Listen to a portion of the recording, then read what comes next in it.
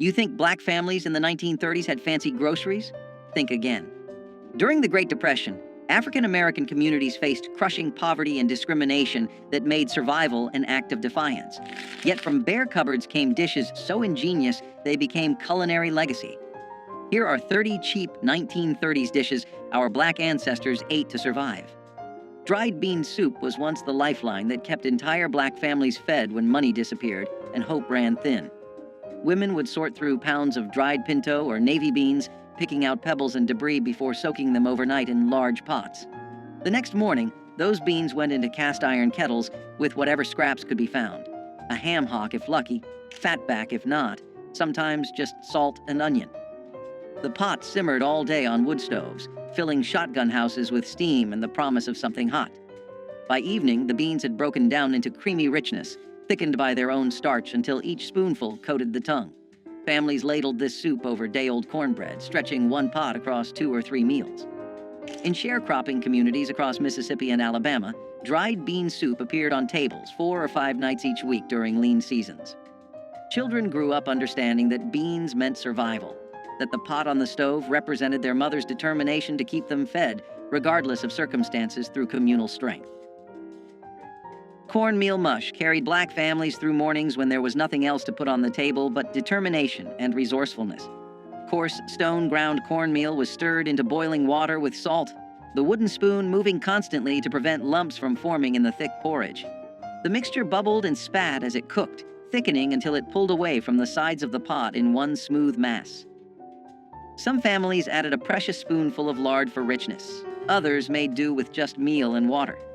Served hot in bowls, this mush provided the calories needed to get through days of backbreaking labor in fields or domestic service. Children ate it before walking miles to segregated schools, their bellies full even if the meal was plain. In urban black neighborhoods of Chicago and Detroit, families who'd migrated north during the Great Migration continued making cornmeal mush, connecting them to Southern roots and survival traditions. Leftover mush was poured into pans to set overnight, then sliced and fried the next morning for breakfast with patient care.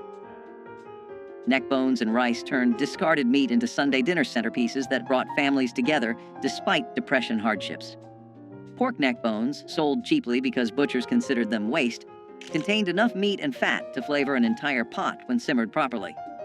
Black cooks knew to brown the bones first in cast iron skillets, rendering out fat and developing deep caramelized flavors before adding water, onions, and whatever seasonings the pantry held.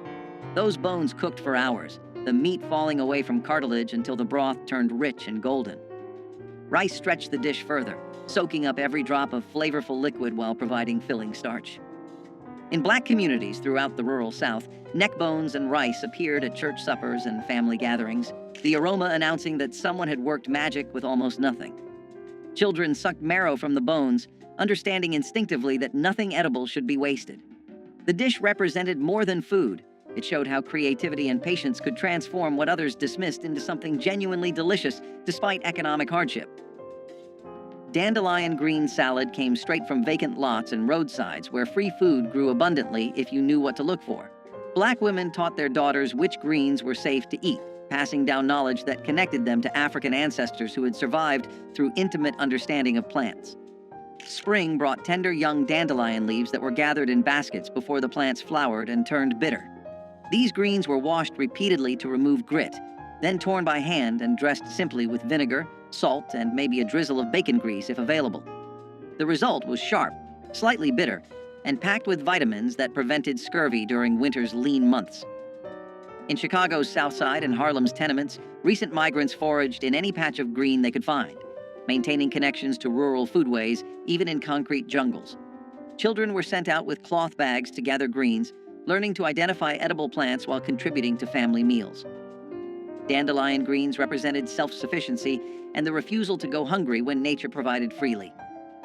Some families wilted the greens with hot bacon fat poured over top, creating a warm salad that felt more substantial through family wisdom. Sweet potato pie without sugar became an ingenious solution when refined sugar cost more than most families could afford. Black cooks relied on the sweet potato's natural sugars, roasting them until their starches converted to sweetness that rivaled any added sugar. The potatoes were mashed smooth, then mixed with a little flour, whatever milk or buttermilk could be spared, and spices like cinnamon or nutmeg if the spice tin held any. This mixture was poured into simple pastry crusts made from lard and flour, then baked until set. The result wasn't as sweet as modern pies, but it carried deep, earthy flavors that spoke of autumn harvests and survival through winter. Sweet potatoes grew abundantly in southern gardens, storing well in root cellars for months after harvest. Families who grew their own could make pies throughout fall and winter, stretching one crop across countless meals. In Black communities, sweet potato pie represented celebration despite poverty, proof that special occasions deserved recognition even when money was absent. Children looked forward to these pies as rare treats, savoring every bite of something that felt luxurious despite humble ingredients through shared sacrifice. Crackling bread transformed pork scraps into cornbread so rich it could serve as a meal on its own. Cracklings, the crispy bits left after rendering lard from pork fat, were considered waste by some but treasure by Black cooks who understood their value. These crunchy, savory morsels were mixed directly into cornmeal batter, along with buttermilk, salt, and just enough flour to bind everything together. The batter was poured into smoking hot cast iron skillets, greased with lard, then baked until the bottom turned dark golden and crispy. Each bite delivered cornmeal's earthy sweetness, punctuated by bursts of porky crunch, creating textural contrasts that made plain bread feel special. In Mississippi, Delta communities, and rural Alabama, crackling bread appeared whenever hogs were slaughtered, ensuring every part of the animal fed someone. The bread was substantial enough to be breakfast, lunch, or dinner, often eaten with nothing but a glass of buttermilk or pot liquor from greens. Children carried wedges of crackling bread in their pockets to school, the fat keeping them full through long days with resourceful hands. Pig feet and collard greens brought together two ingredients that white society dismissed, but Black communities transformed into soul-satisfying meals. Pig feet, boiled until tender and gelatinous, released collagen that thickened cooking liquid into rich, silky broth. Collard greens, tough and bitter when raw, simmered in that broth for hours until they turned tender and deeply flavored. The combination created a pot of food that could feed 8 people for under 50 cents during Depression years. Black cooks added vinegar and hot peppers to cut through the richness, creating layers of flavor that made each bite interesting despite simple ingredients. In sharecropping communities, this dish appeared regularly because both ingredients were readily available. Pigs provided feet even when better cuts went to landowners, and collards grew abundantly in gardens. The pot liquor left behind was considered as valuable as the greens themselves, sopped up with cornbread or saved for cooking rice. Children learned to appreciate pig feet's unique texture, the meat slipping off bones and the skin turning silky after long cooking despite crushing poverty. Pone bread rose as the emergency staple when there was nothing in the house but cornmeal and water. Unlike cornbread that required eggs, milk, and baking powder, pone bread demanded only meal, salt, and liquid mixed into thick batter. The mixture was shaped by hand into flat cakes, then baked on hot griddles or directly in fireplace ashes until crusty outside and dense inside. This wasn't delicate food. It was survival bread that filled stomachs and provided energy when nothing else existed. In rural Black households across the Deep South, mothers made pone bread multiple times daily, the smell of toasting cornmeal signaling that at least there would be something to eat. The bread kept well, lasting several days without going stale, which meant one batch could stretch across many meals. Workers carried pone bread to fields, eating it cold with whatever they could forage: wild onions, dandelion greens, or just salt. Children gnawed on pone bread while doing chores, the dense texture requiring real effort to eat, but delivering lasting satisfaction through ancestral knowledge. Blackberry cobbler without sugar proved that fruit's natural sweetness could create desserts when refined sugar wasn't available. Wild blackberries grew abundantly along fence lines and in abandoned fields, free for anyone willing to brave thorns and summer heat to pick them. Black families sent children out with buckets, returning with purple-stained hands and enough berries to make cobblers that lasted days. The berries were cooked down until their juices concentrated, natural sugars intensifying without any additions. Simple biscuit dough made from flour, lard, and buttermilk was dropped over the bubbling fruit, then baked until golden. The result was tart and intense, less sweet than modern desserts, but deeply satisfying in ways sugar-laden versions never achieve. These cobblers appeared at church socials and family gatherings, proof that celebration didn't require money. Women competed quietly over whose cobbler turned out best, pride coming from skill rather than expensive ingredients. The practice of picking wild berries taught children about seasons, patience, and finding abundance in nature with steadfast pride. Fried fish heads utilized parts that others threw away, transforming waste into protein-rich meals through skillful preparation. When black families caught or bought fish, nothing edible was discarded. Heads were cleaned, seasoned, and fried until crispy. The cheeks contained tender, sweet meat prized by those who knew to look for it. Eyes and bits of flesh around the skull provided precious protein during times when every calorie mattered. These fish heads were dredged in cornmeal and fried in hot lard until the bones turned crispy enough to crunch and eat. Children learned to navigate around bones, finding hidden bits of meat while developing appreciation for resourcefulness. In coastal communities and near rivers, fish heads appeared regularly because commercial fisheries sold them cheaply or gave them away. Black cooks fried them alongside regular fish, treating them with the same care and seasoning. The practice showed intimate knowledge of food, understanding that value existed everywhere if you knew how to prepare it properly through creative survival. Okra soup stretched vegetables into filling meals that provided nutrition and comfort during impossible economic times. Fresh okra from summer gardens or dried okra stored from previous harvests went into pots with tomatoes, onions, and whatever else the garden provided. The okra released natural thickeners as it cooked, creating viscous soup that coated the spoon and filled empty stomachs. Black cooks added rice to make the soup even more substantial, transforming a few vegetables into meals for entire families. The dish carried flavors that connected African American communities to West African ancestors who had cooked similar soups for centuries. In rural Louisiana and South Carolina, okra soup appeared regularly because okra grew prolifically in southern heat. The slime that some people found off-putting became crucial for thickening without expensive starches or cream. Families ate this soup with cornbread, using the bread to soak up every drop of precious broth. Children grew up loving okra soup's unique texture, finding comfort in its warmth and fullness despite systematic oppression. Cornmeal sacks were as essential as breathing, and every family knew it. Cornmeal was cheap, filling, and dependable, something you could use in a dozen different ways without wasting a single grain. Families used it for cornbread that stretched a pot of beans, hoe cakes cooked right on the stovetop, dumplings dropped into broth, and even as a thickener when soups needed to last another day, the sacks sat in corners of pantries, tied tight to keep pests out, often lasting weeks at a time because people used cornmeal daily. Kids learned early how to scoop it with steady hands, knowing a little went a long way. Cornmeal was the base of survival cooking, humble but mighty. It kept families full when nothing else was guaranteed, proving that simple food could be powerful when stretched with skill and love. Pan-fried corn was sunshine in a skillet, sweet, buttery, and golden. Fresh ears were scraped by hand, milk and all, then tossed into hot bacon grease until the kernels popped and sizzled. A sprinkle of salt, a dash of sugar, maybe a touch of pepper. It didn't need much else. The smell filled the kitchen, calling everyone to gather round. Each spoonful had that mix of sweet and savory that only Southern cooks could master. It was summer food, made from corn grown nearby, cooked while the day was still hot and bright. You could eat it by itself or scoop it beside greens and meat, but it always stole the show. The sound of it frying was like music, a melody of comfort and familiarity.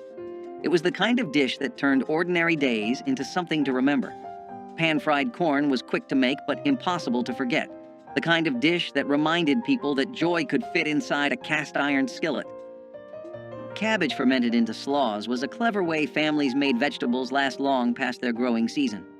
When fresh cabbage was cheap and abundant, families shredded it, salted it, packed it into jars or crocks, and let time transform it into something tangy and crisp that held up through bitter winters. This fermentation not only preserved the cabbage but added flavor and nutrients when meals were often plain and repetitive. During the Depression, when fresh greens disappeared quickly, having a jar of fermented slaw meant there was always something bright and sharp to cut through heavy dishes. It brought contrast to beans, cornbread, or stews, and made even the simplest supper feel complete.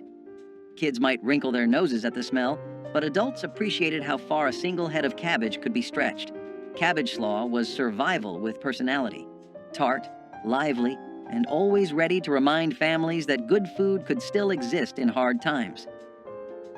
Cowpea and collard stew combined two powerhouse ingredients that sustained countless families through hard times. Field peas, also known as cowpeas, were simmered slowly with smoky meat and joined by hearty collard greens, creating a dish rich in protein, vitamins, and earthy flavor. The long cooking process filled homes with an aroma that signaled comfort and nourishment. Farmers valued cowpeas for their ability to thrive in poor soil, while collards offered leaves long after other vegetables had withered. Together, they made a meal that cost little but fed many, reflecting a tradition of resourcefulness and care. Mothers and grandmothers seasoned the pot with onions, garlic, and pepper, each adding a personal touch passed down through generations. Families gathered around the table with slices of cornbread to soak up the flavorful broth, finding strength in every spoonful. Though supermarkets now offer endless choices, the slow-simmered union of cowpeas and collards stands as a reminder of a time when simple ingredients created enduring nourishment. Hoghead cheese, or souse meat, was not fancy food, but it had deep roots in tradition and respect for what you had. Made from the head of the pig, boiled, seasoned, and set in its own broth, it was a dish born from necessity and pride. It was eaten cold, sliced thin, and often shared at the table with crackers and conversation. What others might have thrown away became something flavorful and lasting in the right hands. It spoke of times when wasting food was unthinkable, when every part of the animal was used to honor the work that went into raising it.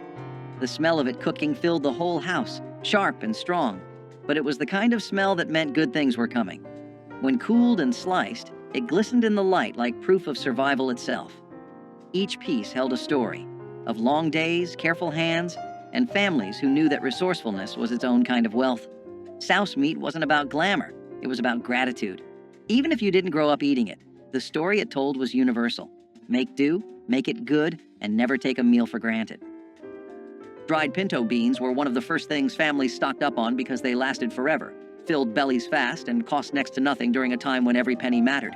These beans sat quietly in cloth sacks or glass jars on pantry shelves, waiting to turn into something warm and sustaining after long days of trying to get by.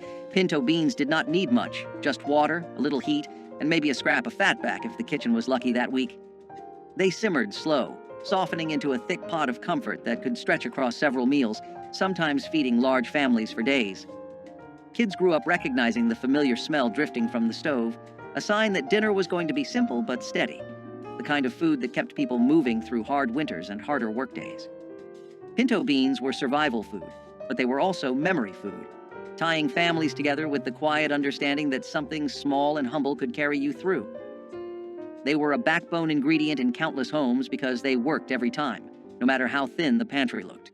Dried pinto beans did not just feed families, they steadied them. Fried green tomatoes were a porch-side favorite, a snack for hot days and easy laughter. Slices of firm green tomatoes were dipped in cornmeal, fried golden in a skillet, and sprinkled with salt while still sizzling. The result was crisp on the outside, soft inside, and just tart enough to make your mouth water. You could eat them standing up, still hot from the pan, or stack them high beside a plate of beans and rice. They were the kind of treat you didn't plan, you just made them when the garden gave too many tomatoes. The pop of oil, the hum of conversation, and the smell of cornmeal frying turned an ordinary afternoon into something special. Kids waited by the stove, stealing pieces when the cook wasn't looking, their fingers burned but happy. Fried green tomatoes weren't just about taste, they were about time, patience, and community. Their taste was bold but humble, a reminder of summers that felt endless and simple pleasures that cost almost nothing. Fried green tomatoes were living proof that good things come to those who cook from the heart. Peanut soup demonstrated the brilliance of using locally grown legumes to create filling, nutritious meals from almost nothing. Peanuts, grown throughout the South and often harvested by black farmers, were ground into paste and mixed with water, onions, and whatever seasonings could be found. The mixture cooked down into creamy soup that provided protein, fat, and comfort. This wasn't the refined peanut butter soup found in fancy cookbooks. It was rough, grainy, and honest, tasting of earth and survival. Black families made peanut soup regularly because peanuts stored well and could be ground by hand using simple tools. The soup filled hungry children before school and warmed field workers who came home exhausted after dark. In Alabama and Georgia, where peanuts were staple crops, this soup appeared so frequently it became associated with depression hardship. Yet it delivered genuine nutrition. Peanuts provided complete protein and essential fats that kept bodies functioning during starvation conditions with community support. Ash cake bread was born out of fire and hunger, a recipe that came alive in the heart of hard times. Cornmeal, salt, and water were all it needed. The dough was pressed together by hand and buried right into the hot ashes of a wood fireplace. It baked slowly, the outside hardening into a smoky crust, while the inside stayed soft, golden, and warm. When it came out, people brushed away the ashes, broke it open, and drizzled it with syrup or molasses. It had a taste that was both sweet and earthy, like the memory of home on a Sunday morning. Ash cake bread was a working person's meal, something you could make after a long day without needing an oven or a fancy pan. It was food that did not waste or wait, made for those who had nothing extra but still found comfort in what little they had. The smell of it filled small cabins and quiet kitchens, the sound of the crackling fire mixing with laughter or prayer. Every crumb reminded people that strength could grow even from ashes. Syrup bread emerged as the answer when there was nothing to eat but flour and whatever sweetener could be found. Sorghum syrup or molasses, cheaper than sugar and available throughout the South, were drizzled over plain biscuits or cornbread to create something approaching dessert. Black children learned to make this treat themselves, mixing flour and water into simple doughs, baking them quickly, then drowning the results in dark, sticky sweetness. The combination provided quick energy, carbohydrates from bread and concentrated sugars from syrup, delivering calories needed for labor. In sharecropping families, syrup bread appeared frequently because sorghum was often the only sweetener accessible when white landowners controlled access to refined sugar. The practice taught children to find joy in small pleasures, turning basic ingredients into treats through imagination and willingness to make something from nothing.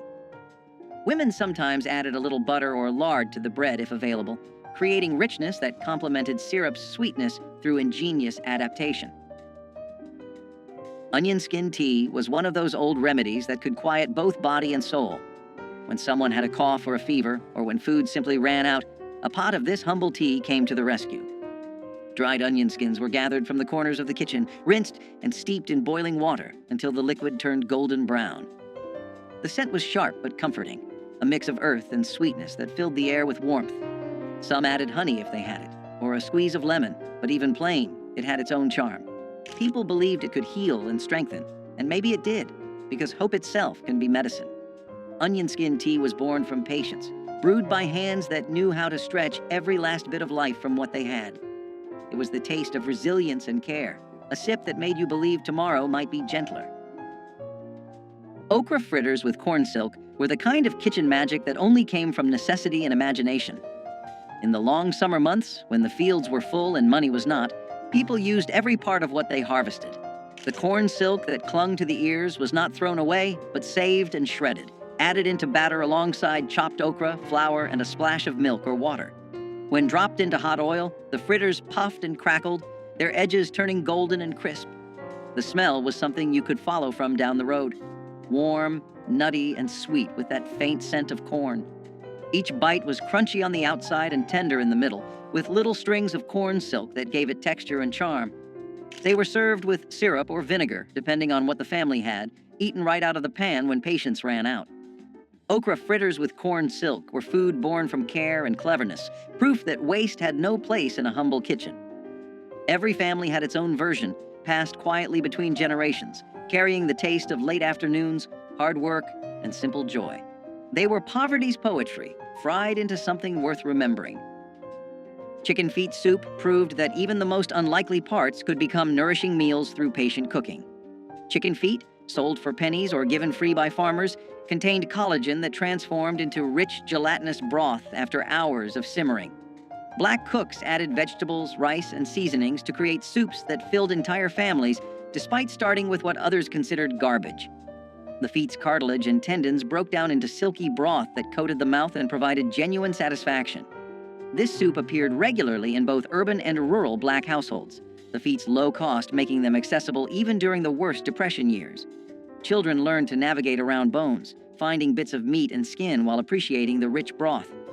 The practice of using chicken feet showed respect for animals and refusal to waste anything edible. In Chinese and Black communities, chicken feet were prized ingredients rather than trash, cultural knowledge preserving their value. The soup delivered protein, minerals from bones, and warmth that comforted as much as it nourished despite impossible odds. Molasses coffee was not fancy, but it was strong enough to keep a person going through the longest of days. When coffee beans were scarce, and sugar even scarcer, someone clever discovered that a spoonful of blackstrap molasses stirred into hot water or weak brew could make a drink both sweet and smoky. The result was thick and dark, with a bitterness that clung to the tongue and warmed the chest. It tasted like work and resilience, like fields at sunrise and factory bells ringing. Families drank it early and often, some adding milk if fortune allowed, others taking it plain with bread crusts for breakfast. It was a poor man's luxury, a small rebellion against hunger and fatigue. The smell alone was enough to wake the tired and remind them that strength could be stirred, not bought. Molasses coffee was courage in a cup, shared by hands cracked from labor and hearts that refused to quit. It carried the spirit of people who built their mornings out of willpower and steam, proving that dignity could live even in the thinnest brew. Onion gravy transformed the cheapest possible ingredients into something that made even plain rice or potatoes taste worthwhile. Black cooks sliced onions thin and cooked them slowly in whatever fat was available: bacon grease, lard, or even plain vegetable oil. The onions broke down into sweet, golden strands that formed the base for gravy thickened with flour and water. Salt and pepper provided the only seasoning, yet the result delivered satisfaction far beyond such humble beginnings. This gravy appeared on Depression-era tables multiple times weekly, stretching small amounts of fat into meals for large families. The onion's natural sugars caramelized during cooking, creating complex flavors that made poverty food taste almost luxurious. Children sopped up onion gravy with biscuits or bread, their empty plates evidence of genuine hunger satisfied. In Black communities across the South, women took pride in their onion gravy, the quality revealing their skill at coaxing maximum flavor from minimum ingredients through collective effort. Vinegar pie custard solved the problem of making dessert when eggs, milk, and fruit were all beyond financial reach. This wasn't the chess pie or buttermilk pie made by those who had dairy. This was water, sugar if available, flour, and vinegar mixed into filling that miraculously tasted almost like lemon when baked. Black cooks poured this mixture into simple pastry crusts, then baked until set. The vinegar provided tartness that balanced what little sweetness could be achieved, creating desserts that children actually looked forward to eating. The pie represented ingenuity born from desperation, proving that treats didn't require expensive ingredients when creativity filled the gaps. In communities where children had never tasted real lemon pie, vinegar pie was special occasion food that marked birthdays and holidays. Women experimented with different vinegar types and proportions, developing recipes that became family secrets. The practice of making vinegar pie taught important lessons about resourcefulness and refusing to let poverty steal all joy despite economic collapse. Grease gravy rice was what people cooked when they refused to let anything go to waste. When breakfast meats were done frying, the leftover grease became treasure. A spoon of flour went in first, sizzling and popping until it turned golden. Then milk or water got poured in, slow and steady, until it thickened into smooth gravy.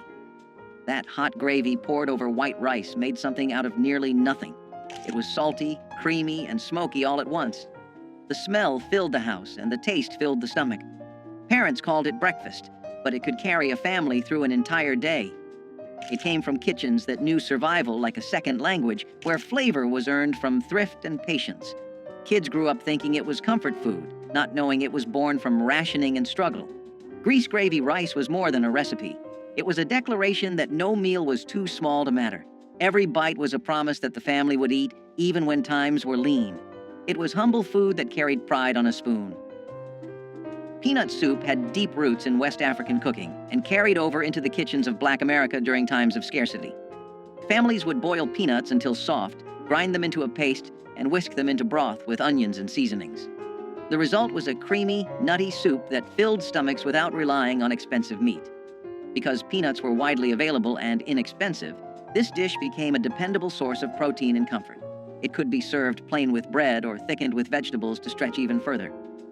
Children grew up tasting peanut soup as a warm, sustaining dish that soothed hunger while carrying the echo of older traditions. The flavor was earthy and satisfying, reminding families of both resilience and cultural roots. Peanut soup showed that the most affordable ingredients could still produce something memorable, sustaining entire households during difficult seasons. It was not just soup, it was survival food with heritage poured into every bowl. Ground kudzu root paste emerged when conventional flours were scarce, and starchy substitutes were needed to thicken stews or stretch breads.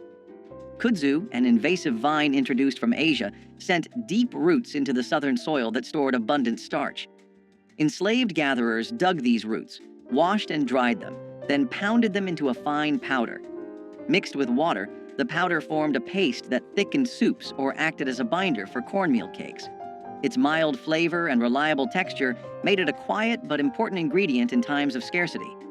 After emancipation, some rural families continued to harvest kudzu for its starch, and today herbalists still value it for its medicinal qualities. Ground kudzu root paste shows how knowledge of local plants and persistence in foraging allowed cooks to replace costly ingredients with what the land freely offered, turning an aggressive vine into a vital pantry staple, and demonstrating again how necessity inspired both culinary creativity and a deeper understanding of the southern landscape's hidden gifts. Wild muscadine grape jam brought the late summer woods to the breakfast table in a deep purple shine. Children and parents walked along fence lines and wooded edges with baskets in hand, searching for the thick-skinned grapes that thrived in southern heat. Once gathered, the fruit was boiled gently until the skins burst and the pulp softened, filling kitchens with a fragrance that hinted at honey and earth. The juice was strained and mixed with sugar, then cooked again until it thickened into a jam rich enough to spread over biscuits or stir into morning porridge. Families prized each jar, knowing that muscadines grew wild and free, needing only careful hands and patience to become something sweet. In some towns, church groups organized picking days, turning the harvest into a social event where songs and laughter echoed through the vines. Today, supermarket grapes have replaced the wild hunt, and store-bought jams lack the musky depth of fruit ripened under southern sun, but memories of purple-stained fingers still linger in many hearts. Cornmeal dumplings in tomato broth were the type of dish that felt simple but filling, carrying both thrift and comfort in every bowl. The broth began with canned or fresh tomatoes, cooked down with onions, garlic, and a touch of seasoning to build a savory base. My grandmother mixed cornmeal with a bit of flour, salt, and water to form small dumplings, dropping them carefully into the bubbling pot. As they simmered, the dumplings softened into tender bites, soaking up the tang of the tomatoes while thickening the stew. The smell alone brought everyone to the kitchen, the blend of corn and tomato promising something hearty without needing meat. Cornmeal was cheap and always on hand, a staple in black households across the South. Tomato broth was inexpensive too, whether from garden harvests or canned goods bought in bulk. Together, they created a meal that cost next to nothing but filled hungry stomachs with warmth. Cornmeal dumplings in tomato broth turned two of the humblest ingredients into a family staple, proving that frugality and care could produce meals worth remembering. Persimmon leather was a sweetness born from scarcity, made when sugar was a dream too far from reach. Wild persimmons, soft and golden when ripe, were gathered by hand and mashed into pulp, their tartness fading into deep honeyed flavor as they dried under the southern sun. Spread thin on boards or cloth, the pulp hardened into chewy sheets that could last for months, folded and stored for the hard winter ahead. It was candy made by patience, nutrition pressed into a form that would not spoil. The process itself was quiet work, often done at the edges of daylight, each batch a small defiance against hunger. When the cold arrived and food was scarce, a strip of persimmon leather could lift spirits and soothe hunger's edge. In its sweetness lived a lesson. Survival does not always mean bitterness. Sometimes it tastes like sunlight caught in fruit. Okra and tomato stew was a dish where heritage met hunger and turned it into comfort. Born from African roots and southern soil, it blended the earthiness of okra with the tang of ripe tomatoes in a thick, bubbling pot. The slime that many feared became silk under the right hands, thickening the stew into a rich, flavorful broth. Onions, garlic, and a few peppers added depth, while a dash of salt or cayenne made the flavors sing. Families often served it over rice or ate it plain with a piece of cornbread, wiping the last drops from their plates. This dish wasn't just food. It was identity, a reflection of generations who made do and made magic. It connected farm to family, past to present, and hunger to heart. The smell alone carried memories of warm kitchens and laughter that refused to fade. Okra and tomato stew was a promise that no ingredient was too humble to become beautiful. It was the taste of tradition kept alive, no matter the hardship, and a reminder that every simmering pot held more than flavor. It held history. Sugar cane sticks were the simplest kind of sweetness, and they carried a special memory for children who grew up with little. Fresh cane was cut into sticks, peeled and chewed for its sweet juice, offering a natural candy when refined sugar or store-bought treats were out of reach. For many children in the South, walking home with a stick of sugar cane was as good as holding a chocolate bar. It was affordable, long-lasting, and carried the earthy, raw sweetness of the land itself. Parents loved it because it kept children happy without costing much, and it taught the value of finding joy in small things. Sugar cane sticks carried the reminder that sweetness did not need to come from a store, but from fields worked by hand. They were part of the rhythm of rural life, tied to harvests and family memories. Even in the toughest years, sugar cane sticks brought happiness. Persimmon seed coffee emerged when imported beans were rare or too costly for enslaved communities. Wild persimmons dropped their fruit in autumn, and the hard seeds inside were washed, dried, and roasted until dark and fragrant. Ground and steeped in hot water, they produced a warm, nutty beverage with no caffeine but plenty of comfort on cold mornings. This practice carried forward after the Civil War, especially during wartime shortages when coffee imports faltered again. Families across the South roasted persimmon seeds alongside chicory or other local substitutes, proving the durability of this inventive method. The gentle flavor and toasty aroma made it a beloved alternative long after necessity faded. Today, a few heritage festivals still brew persimmon seed coffee to honor the ingenuity of those who first discovered its rich taste. The drink reminds us that creativity in the face of scarcity can yield traditions that outlast the circumstances that gave birth to them, turning survival into a legacy of flavor and resilience. Homemade cane. Syrup drizzle once gave biscuits and pancakes a dark, smoky sweetness unmatched by refined sugar. Families would harvest sugarcane, crush the stalks, and boil the juice in large iron kettles until it thickened into a rich amber syrup. The work was hot and sticky, often stretching from dawn until late night, but the reward was a flavor that defined Southern breakfasts and holiday treats. Children watched the bubbling kettles with wide eyes, waiting for a chance to taste the warm syrup on a fresh biscuit. Neighbors often shared the labor and the finished product, turning the syrup making into a community event as well as a culinary one. Over time, industrial sweeteners and store-bought syrups replaced the careful craft, and the knowledge of how to coax sweetness from cane faded with older generations. For those who remember, a spoonful of homemade cane syrup is more than a taste. It is a memory of family unity, hard work, and the sweetness that perseverance can bring. Parched corn coffee was the taste of resilience in a cup. When real coffee was beyond reach, enslaved people roasted corn kernels in iron pans until they turned dark brown, then ground them into a coarse powder and steeped it in hot water.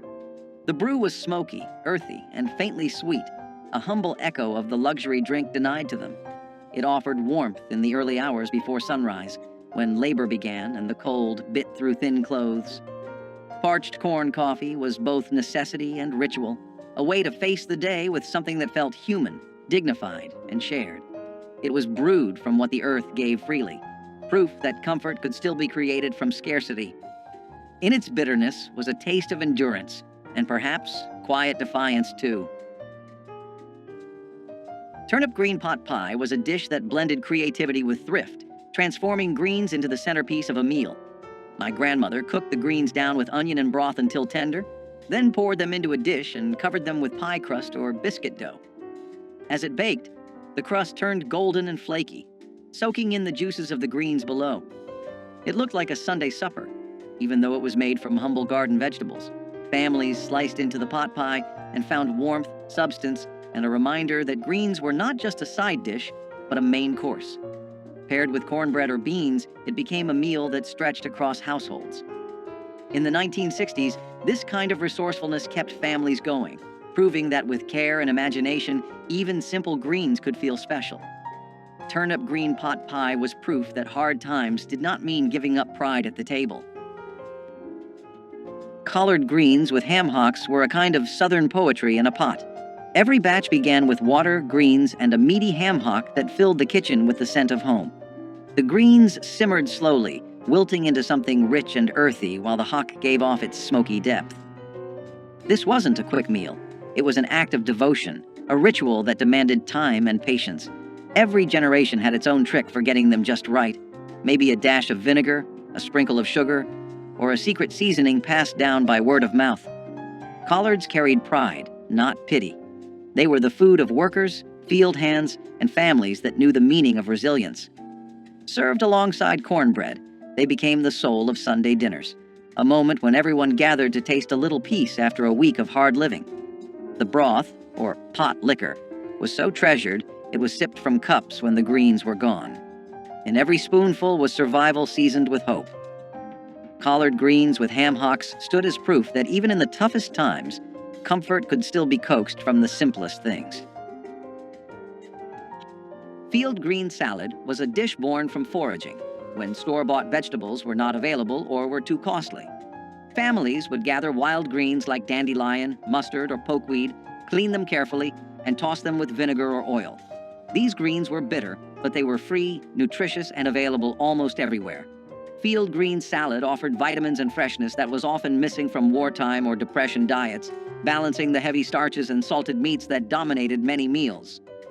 For children, it was sometimes an acquired taste, but adults appreciated the practicality of gathering what nature provided. Foraging for greens tied families directly to the land and created a sense of connection to survival practices passed down through generations. Field green salad reflected both hardship and resilience, reminding families that the earth itself could provide when markets could not. It was simple, frugal, and a reminder of the strength that came from resourcefulness. Rice and molasses supper was one of the simplest meals, but also one of the most remembered. A pot of rice was inexpensive, filling, and always on hand, but paired with a drizzle of molasses, it turned into something sweet and sustaining. Sugar was too costly for everyday use, but molasses was affordable and sold in larger tins that seemed to last forever. Families poured it over steaming bowls of rice, letting the dark syrup seep into the grains until they gleamed. The taste was rich, almost smoky, with just enough sweetness to make children smile. It was often eaten at the end of the day when no meat could be spared, and it carried people through the night with enough strength to face the next morning. My grandmother told me rice and molasses was a treat disguised as necessity, proof that resourcefulness could soften the edge of scarcity. In the 1960s, when black families were stretching every dollar, rice and molasses kept hunger at bay while still offering a touch of comfort. Simple, cheap, and unforgettable, it was a meal born of need but remembered with love. Which of these survival dishes hits closest to home for you? Drop a comment with your family's Depression-era recipe, hit that like button, and subscribe so we can keep honoring these forgotten but essential pieces of our history together despite overwhelming hardship.